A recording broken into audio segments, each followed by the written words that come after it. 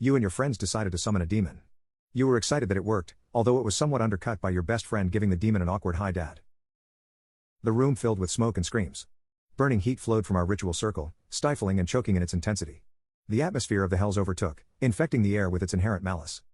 From the center of it all, a thin-bodied creature emerged. 4 legs were arranged around its torso, each one vaguely human in appearance. Its chest was skinless, glistening muscles and fat moving as it did.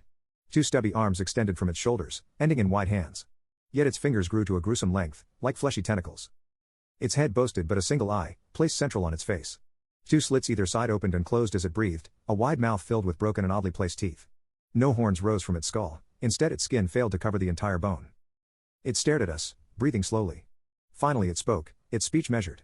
It has been a long time since mortals called me to the surface. It seemed to take it all in, looking at the cramped room rather than us. I noticed Sophie raise her hand, giving an awkward wave as she replied. Hi Dad. The thing stopped, whipping its head down to look at her. With her blonde hair, and actual human appearance, I couldn't see any resemblance. Yet this demon gave a grating laugh, formality gone. Poppet. I thought there was something familiar about this call. I'm so proud of you, doing a successful summon. It spread its fingers wide, pressing the tips against the barrier. Come give me a hug. She stepped forwards, passing through the protection we had set up. In an instant the thing was on her, wrapping her tight with those horrifically long fingers. I finally managed to speak, unlike the others as they stared. Sophie? The demon tensed, its head lifting to look at me. Why does your slave know your name, Poppet? I shall correct its assumption. My friend jumped, holding down one of those fingers. No Dad. That's my friend, Rosie. It turned back to her. Friend? Oh Poppet, that's wonderful. Sorry Rosie, I didn't mean to offend. Though. I wandered towards the other 2, who are they? Sophie pulled away. This is Beverly and Jill. They are both my friends as well, so no harming. It grinned, nodding. Of course, of course. I'm pleased to meet all of you. Now then, why did you try and summon one like me? Beverly coughed, shaking a little. It was my idea? I didn't think it would work. The demon nodded in understanding. Of course it did.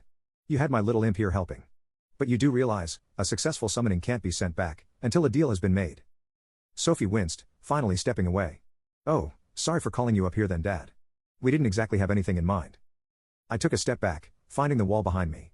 Its strength kept me upright, as I spoke up. What? What sort of deal? It laughed. Anything.